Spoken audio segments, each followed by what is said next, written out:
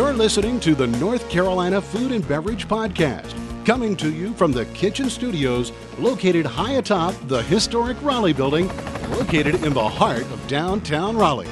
The NC F&B Podcast takes you behind the scenes of North Carolina's food and beverage industry. Follow us on Twitter and Instagram at NCFBPod. This episode is sponsored in part by Food Scene. That's foodseen.com. Providing professional photography, social media management, video production, and website design. That's Food Scene. And now, the sommeliers to the stars, the barbacks in your backyard. It is Max and Matt. Hello, and thank you for listening to the NC F&B podcast. I'm your special host tonight, Stephen Such. And I'm your special guest host, Terrence Caufield. And we are here today with General Manager Brian Habeeb and Executive Chef Eric Montagne of Locals Oyster Bar at the Transfer Company Food Hall. Hey, guys. Welcome, gentlemen. Thanks for being here. Yeah, thanks for having us. Yeah, thanks for having us. Yeah, absolutely. So we are here downtown Raleigh at the kitchen for day 2 of the Not Happy Hour. And we've got the folks from Local Seafood, the Oyster Bar at Transfer Co. here. Also brought some fantastic food as well as Crank Arm providing us with the beverages. So, yeah, thanks for coming in, guys. So how are things going over at the food hall? Man, better than expected, honestly. It's been a lot of fun. Dope. Yeah, Sweet. A lot of people coming out to check out the space, and I think they've had a great time. Yeah, I stopped by a couple weekends ago and kind of did the sampler platter. I did some raw oysters, did the oyster poutine, did the shrimp roll as well. Oh my gosh! So if everybody listening, if you hadn't gone, you got to go. You got to go check them out for sure. Yeah, chef knows what's up. So And, food's been great. Tell us, you guys had a bunch of soft openings, but when are you actually open? So right now we're holding hours Thursday through Sunday. Thursday and Friday we're open 5 to 10, Saturday 2 to 10, and Sunday 2 to 8. Excellent. Okay. You can come on in. Fantastic. Cool. That voice you heard in the background is the actual host, one of the co-hosts of the show. But we invited him into the studio to come hang out. You want to say, hey, Max? Hey, what's going on, guys? Thanks for being here. This is fucking weird. It's like someone driving your car. Yeah, it's kind of cool, though. So, like, Stephen Such, we've many times said top 3 fan of all time of the NCF&B. Terrence Caufield, well, always said at least top 3. You've tried to push up to number 1. There is Swarup and Deopadai, which I will say, he's giving you all a run for the money. But clearly number 3 tonight because he is not here. Yes. Who's here? But Who's not? who's in the chairs right now? Exactly. Behind the That's mics? right. No Yeah. offense, man. No offense. We got to get you in here and do this as well. So right on. So, yeah, I got to ask you guys, it's kind of meta and weird, but you listen to the show. You guys both listen to the show fairly often. What's something that we haven't done that you're like, dude, why are you not doing that? Is there a thing that we should be doing? I will say what you guys, when you first started the show, you guys would always ask the guests, where's your favorite place to go eat? And I feel like you guys hadn't done it in a while. So it's always fun to hear because this hospitality industry is so much community involved and you all support each other. You all definitely back each other up. You definitely go visit each other's establishments. So it would be kind of cool to bring that back into the circle of where do you like to go? So that is funny because we had Beth Littlejohn and Gus Gusler of the Players Retreat on last week, and their episode will air. Actually, it had just aired. When you hear this, it's coming out this week. Okay. And Matt said that at the very end. He goes, I got to ask you two. You guys have been icons of this area for so long. We always used to ask this question, and we don't do it anymore. Where do you like to eat? So listen up, and you'll hear like where they actually, the gals and guys from the Players Retreat, love to actually eat when they're not there. But you're right. Thank you for bringing that up. We got to do that more often. Absolutely, because I know that when the older episodes, when I would hear where chefs and bartenders are going to eat, that always inspired me. I was like, I hadn't heard of that place yet, or oh yeah, I've heard of it. I need to go check it out, kind of thing. So definitely bring that back up. And obviously, within the last time y'all were asking those questions, there's been so many establishments that have been open. So and I think at the time that our reasoning for stopping to do that was every person said the same places. So we were like, we got it. Confidence on his dope. We got it. Go to Char Grill. Yeah, Char Grill is good. Snoopy's. If you want some hot dogs. But yeah, there's so much more happening right now. I do love it though, because sometimes on like a Saturday or a Sunday, I'll open Google Maps and I'll just zoom in on downtown Raleigh, and I'll pick those places. But if I knew in the back of my mind, like, the ramen place or the burger place that someone I'd heard on the podcast had recommended I know I'm just going to go there. And I'll just. If only there was like an app, like a Curate app that told you what chefs actually sounds want like a good idea. to do. Somebody should get on Have that. they made that? Yeah, we always got to give love to Steve Mangano and the Curate app. You know, What's up, Steve? former The Steve Mango guy? Yeah. former Hey, guest Steve. and Right. sponsor of the show. Absolutely. Yep. But the product is amazing because it does that. It gives everybody a chance to, like Chef Eric Montagne, can tell everyone where he loves to get all He's his a curator. Yeah. That's right. hot dogs, and you can follow his hot dog list and any other list he has. It's just hot dogs. So what did you guys make tonight for happy hour day 2? Not a happy hour day 2, excuse me. Not a happy hour. So to not be happy today, we made some smoked swordfish salad, and we made a little shrimp salad. Both of those on some nice club crackers. The smoked swordfish got some pickled onions and some garlic on it, and the shrimp just got a little bit of borage. We also brought 2 kinds of oysters tonight. Brought some pen points and some core sounders. Brought a little bit of so we just added ceviche to the menu as well. And as a byproduct of that ceviche, we have this leche de tigre that runs off of it at the end of it when it's done. It actually makes a great oyster shooter. Tiger milk. Sorry, the accent came out there. I thought it'd be fun to try and run oyster shooters at a not happy hour or two. Gotcha. So a question regarding, I guess, North Carolina seafood and the weather we've had lately, because obviously you guys are very focused on sustainability and seasonal seafood and everything. We've kind of had a little bit of a mild winter. So has that affected you all with your harvest and what you bring in and what you're able to serve? Yeah, it's definitely affected us. I think what's affecting us really right now is actually the hurricanes. The hurricanes that happened earlier in the year are really just now coming to fruition, the amount of damage that they did, because the amount of seed that they killed off is now hurting this time's harvest. And right now during the winter, when we should be really celebrating oysters and really eating these beautiful cold water oysters, they're just not as plentiful as they should be and as they have been. So it's been a struggle right now. We're having to look at a lot of different sources and try and make new connections and meet new farmers and find people that are still growing. Unfortunately, a lot of people that went down with a hurricane didn't come back up online. Yeah. Lost a lot of equipment in the oyster farming itself and have not really had any assistance to regain some of that, really just it's a weird kind of in between of what a farmer is versus an oyster farmer. And farmers get a ton of help during these times, and the oyster farmers got almost none. So the commercial fishermen got enough help, but it's a weird kind of where they fall in it all. Are there certain farmers that you've been working with that didn't come back? Off the top of my head, I wouldn't be able to tell you anybody, but I know that one of our biggest sources is struggling right now, and that was really surprising to see because they're one of our favorite oysters, and they're far enough inland where you would think that it would be okay, but the fresh water that flew through there during the hurricane and even during this kind of wet winter has really, really affected the harvesting.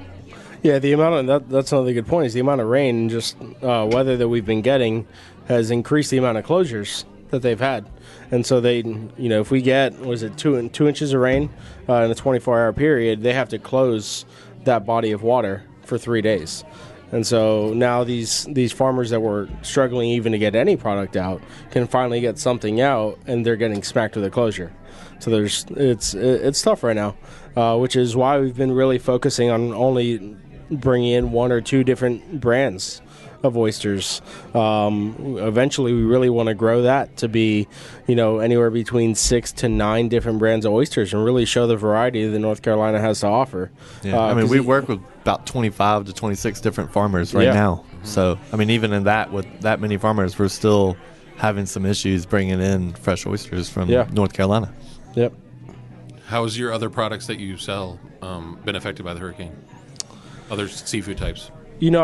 Fishing, the fishing fleet really didn't take that much damage. All the boats are pretty secure. Nobody was out fishing, obviously, when it happened. So fishing's been kind of running normal. We're getting towards the end here of tuna season, so we're kind of ready to now look towards spring and start seeing mullet come back around, start seeing red drum come back around. Speckled trout are already starting to pop up, so we actually featured that this weekend, and that really dictates our menu as well. So right now, if you look at our menu, there's no species on the menu, and that's very much intentional because it changes day to day and week to week depending on what comes in. And so the species per sandwich and per fish or per plate will completely change. And so the application has to change and pivot a little bit. But it's going to be cool to kind of see a full year rotation and start understanding really the seasonality of fish the same way as you do cooking with the seasons when you talk about produce.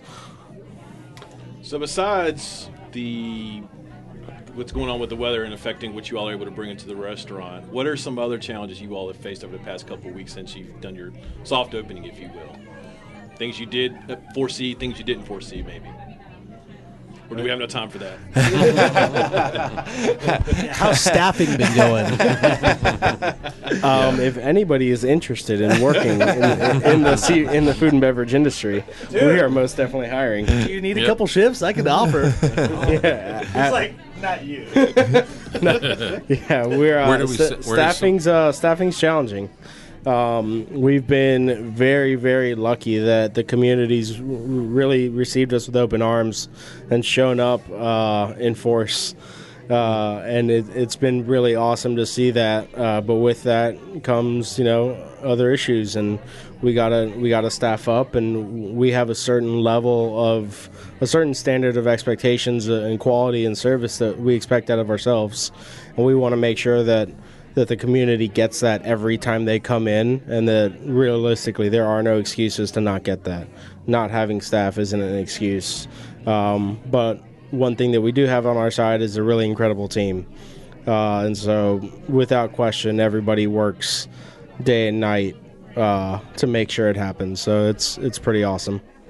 So we mentioned, or at least I mentioned earlier, how the podcast kind of hadn't done where they asked the chefs where they go to eat. So with that said, top 3 places you enjoy visiting in the area to eat, drink. Yeah, I mean, so my perfect day going out to eat in Raleigh would be Saturday brunch at Centro, chilaquiles with the carne asada. Go to Clues Coney Island in Mission Valley for the double slider with cheese, one of the best burgers in town. And then I'd go to Stanberry for dinner. I know that one's kind of what everybody probably says, but I love what they do there. They take the food very serious. The service is kind of relaxed, and they have fun with it. I mean, they serve 40s of Miller High Life. Come on. Nice. Do bone marrow luges with, well whiskey. I watched bone marrow luges happen last night on It's the Instagram. best. Yeah. So Was that much on fun. your Instagram? Not on mine, but I've done it. I didn't post it to Instagram. But and then dessert over at Hayes Barton.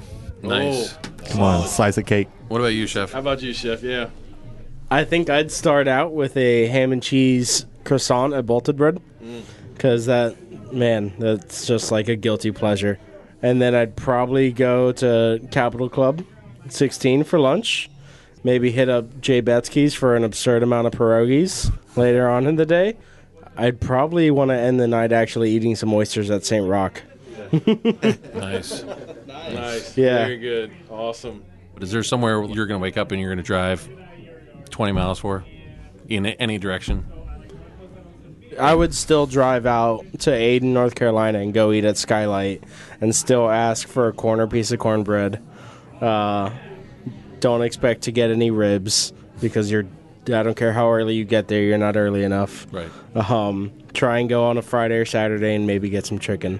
Nice. That is definitely still worth a drive. Absolutely. I'm Yeah. with you on that one. I was going to say kind of the same thing, but in Benson, there's the Dirt Lab there, and they do burnt ends on Tuesday. Redneck Barbecue Lab. Redneck Barbecue Lab. Yeah, they do some good stuff there. Oh, man. The burnt ends, Tuesday, Thursday, Saturday.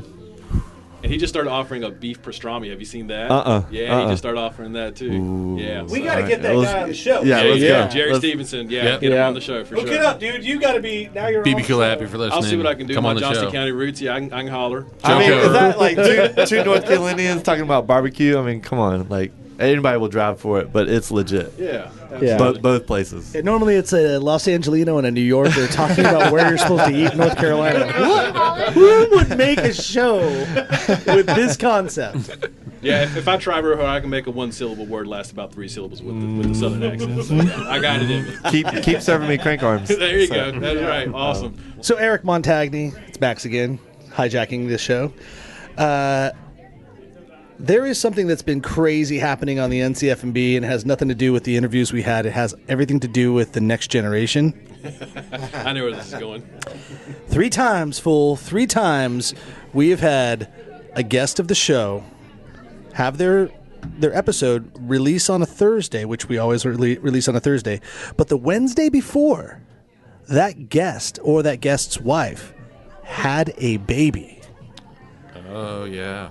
Chef Blake Gottliff had Landon, and Megan and Blake were in. They had Landon the very next day after.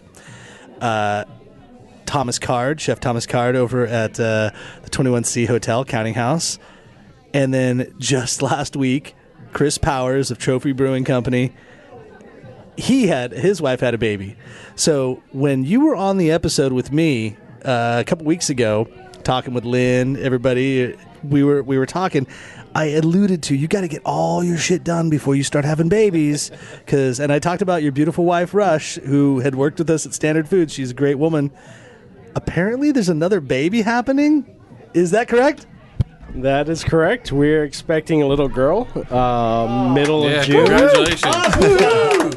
We're very That's my excited. line, by the way, Max. It's So we're going to have to time this shit, basically, and maybe Rush can come on the day before she gives birth. How about that? There you go. Yeah, no pressure, Chef. I'll no let pressure. you ask her. I ain't talking to her, especially not that far along. But I gotta say, what is your feeling right now with the anticipation? You just gave birth to a baby, which is Locals Oyster Bar, and anytime you open a new restaurant, anyone in this business knows it's like creating a new person. And any woman that has given birth is like, shut the fuck up. It's nothing like that. We actually have a mom, Jen Truman is right here. She's like, in the studio, she's just laughing like, what a bunch of dudes. This is what dudes talk about. But that said, how is fatherhood, the anticipation of being a father, treating you at this point? It's really exciting. It's obviously my whole life changed that day. It's going to change again when she's born. But it's exciting. It's exciting to have, the potential and the possibility to now pass on everything I've learned and to share that with someone else and to kind of bring new life into this world and share the same values and the same beliefs that I have and watch them form their own and become their own person. I can't wait. It's pretty incredible. I'm stoked. That's cool. Well, Congratulations. giving you a hug on the mic. You guys can't see it, but I love this man, and I love what you guys are doing. And when is the due date again? June 18th. So just a couple days after Father's Day. Just a couple days wow, after. that's Yep. awesome. So June 17th, Max. Yeah. Podcast. Yeah. Or it might be early, as babies are known to just not be that predictable. So could be an actual Father's Day gift. Yeah. Good stuff. Well, I usually at this point look at Matt and go, Matt, what else you got? So, Steven, maybe you should ask Terry what else he's got. Terry, what else you got, bud? Nothing. I just want to say thank you for being here and for everyone to go check out Local Oyster Bar and Transfer Company Food Hall and to eat and drink very merrily. Thank you, fellas. Oh! Cheers, guys. This segment is brought to you by the Triangle Wine Company. Visit Triangle Wine Company stores in Morrisville, Cary, and Southern Pines, North Carolina. Or order your wine and beer online at trianglewineco.com. And be sure to use our promo code NCFB to receive 10% off your purchases. Triangle Wine Company.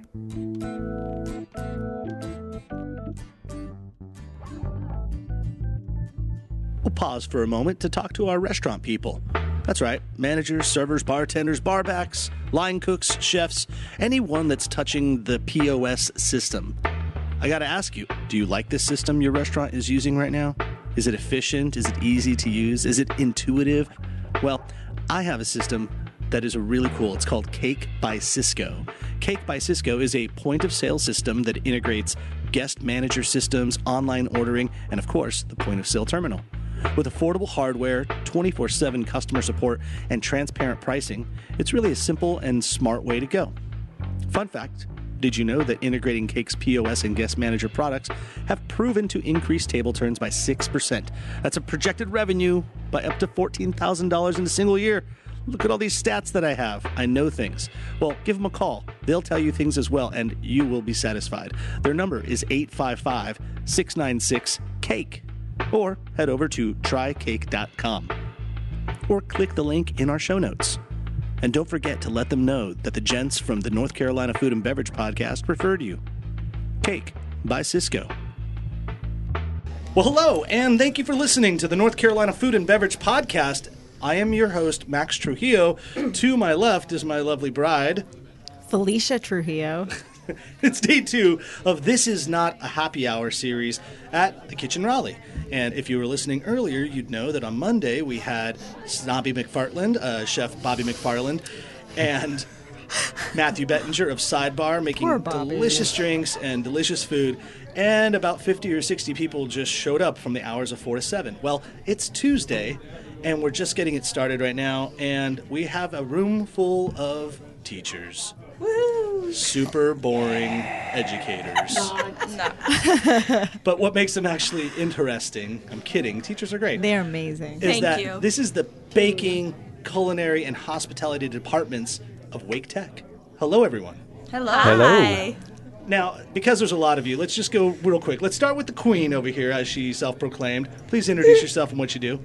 Carolyn House, head of the baking program at Wake Tech. Hello. Eric Stopka, pastry instructor. I'm Suya Campos Rosa, hospitality management instructor. Melissa Attinis, I'm a baking and pastry instructor.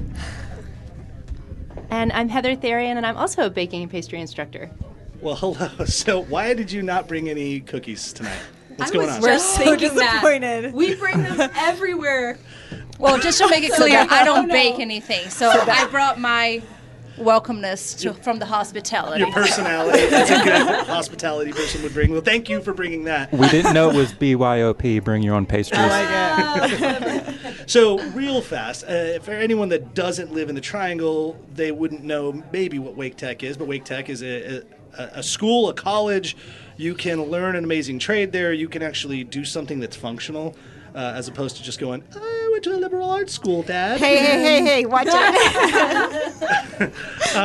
But I love it. It's like we're actually creating people that are turning the wheel of society at Wake Tech, so that's really cool.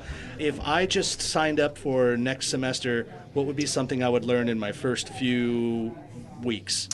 You'll be in my class. Okay, the hospitality You'll have class. a great time because I'm not boring. Sometimes. But safety and sanitation is the intro class, which they're going to learn about the whatever. And at the end of the semester, you get to take a very, very hard exam. And 40% of my students fail. So there you go. Way to sell it. Yeah, we'll scratch all that from the show. But give me some tactile, real stuff. Like, what if I knew nothing about being a pastry chef, or I knew nothing about? Really, I don't know much about baking. So, how build my confidence? By the end of my first semester, what would I know how to do? So by the end of their first semester, you would have a really great understanding of sanitation and safety. You would have gone through a class that I teach, Eric also teaches sometimes, called Fundamentals of Food. And that's basically a crash course in how to be in a kitchen, how to wield a knife, be around a flame, those are important. The fundamentals. Cook stuff, I kind of want to take this class. It's kind of fun. It's you intense. need to take this class because when we're cooking at the house, I am constantly avoiding her. She's bumping into me all the time. I have to say, knife or hot behind her. That's one of the first steps you learn. Yeah. So. Well, I have worked in the kitchen for a long time. This one to my left, not so much. Felicia, would you like to talk about the time? Make it till you make it. Do you want to talk about the time that you were a server on a boat and spilled orange juice all over people? No. My wife's first and only time being a server. My 1 2-hour shift waiting tables. I admire anybody who works in a kitchen, waits tables. I couldn't hack it.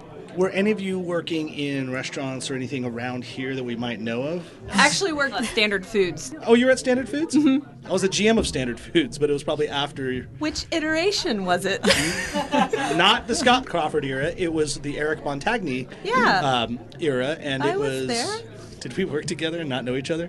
Maybe. Did you know? I thought you looked familiar. Did you know Eric is in the room next door? If you worked Is there. he? I thought he might be in here. Yeah. So Eric Montagne, who will be on shortly, was the chef of Standard Foods and is now the chef of Locals Oyster Bar. And he is shucking oysters on the other side of this drywall. Oh, really? Like in your literally party here. right now? Yes. Right now. Oh, my God. Awesome. World, I love it. Yeah, wait a minute. If you worked there, I was your boss. Get back to work. No, see, I was the pastry chef. We have our own rules and agenda. Yeah, no, I was only there for a 4-month stint. It was a fun 4 months. Mine was 6. Yeah. It was fun. Yeah, And then it ended. Yes, that's how it goes. But I wanted everyone to say hello to the Wake Tech team.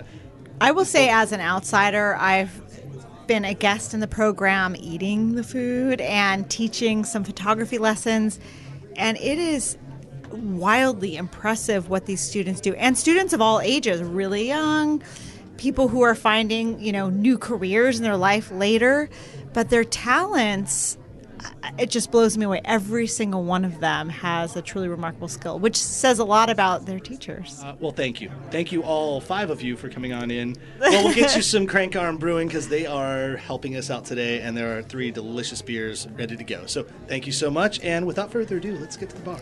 Thank you.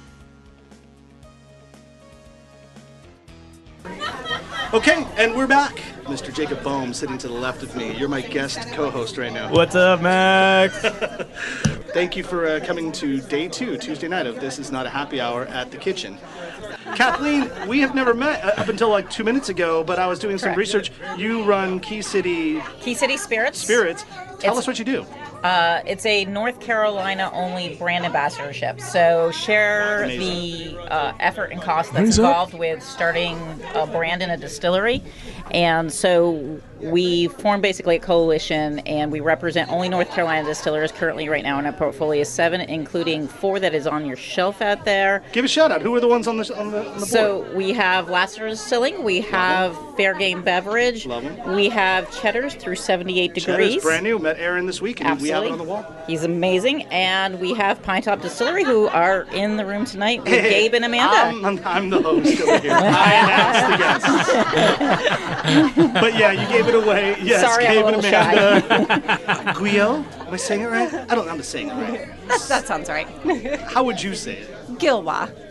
It wasn't anything like how I said it. That's how would like, you say it? That's like Trujillo right there. It is like Trujillo. Wow. So, that was very generous. She gave you the benefit of the doubt there. Jeez. Thank you for making me feel better, I guess. But the last time we had anyone from Pinetop, it wasn't yourselves. We had Grady, we had John, and those guys were great, but that's the thing to know is that Pinetop it's a team, it's a family, and there are a lot of couples. I mean, you guys just seem like this massive Partridge Family brewing or distilling gin and moonshine. It's a nice family. To speak about that. Oh, you introduce it better than I do. It's also delicious. You hide all manner of flaws, right? Yeah. No, we have a great partnership. We're a small-scale distillery that was started between 4 partners that became friends, and the spouses became equally involved in it.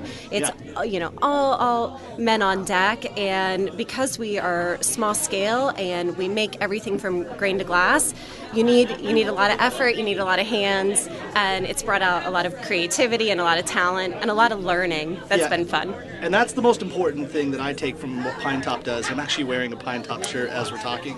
Are you going to take it off? Only because it makes me look yoked, though. You are grain to glass, and that's a phrase that people will kind of throw around and not realize the importance of what that is. But you are not purchasing bulk liquor that someone else from, say, Kentucky or Iowa or wherever has made and then putting it in a barrel and slapping your name on it. No, you are physically taking the grains out of the soil and putting them into your distillery and making the actual liquor. it's not a common practice shared, as Kathleen would know of a lot of distilleries Correct. in North Carolina. Topo does that. Dr. Porter's another one of our brands, Dr. Porter's brewing does glass and aging in-house. Copper Barrel Distillery as well. Mayberry Spirits out of Mount Airy, which is sorghum-based, a little different. So Look at that. And this is the state that really, we kind of invented liquor. Let's we be kind of honest. did. And then Kentucky just tried to take over. But we're bringing it back because liquor is a Good big thing deal. they're not here. Yeah, but if they were here, I'd be kissing their ass too. So, and then the last guest I'd like to bring up is the gentleman of the hour, Mr. Adam Eckhardt. You were recently on the podcast just 2 weeks ago. Welcome back. Good to be here. Now, of which I speak, Crank Arm Brewing, and Crank Arm is providing delicious beer for our event tonight, and it obviously is working because I can hear the cackling going on in the back room. I can hear the cackling in my mind right now. That's the last thing you guys were talking about was really fascinating me, because as a brewer, if we produced beer that wasn't, from the grain all the way up, and we try to use local purveyors where we can, but that's super important.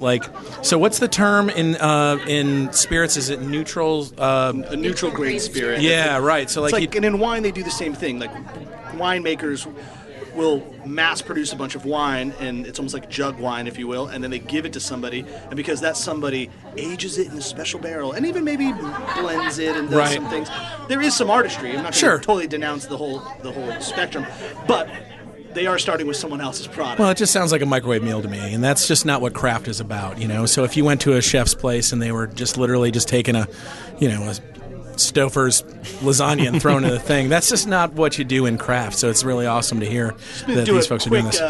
Break for one of our sponsors, Stouffer's Lean Cuisine. 30 seconds in the microwave, it's delicious. Oh, they're going to love this. Put in the promo code North Carolina Food and Beverage Podcast when you buy your next Stouffer's Lean Cuisine. Now, so Jacob, obviously, and you were on one of our first shows, probably within the first 10, 20, 30 episodes, but now we've done about 150.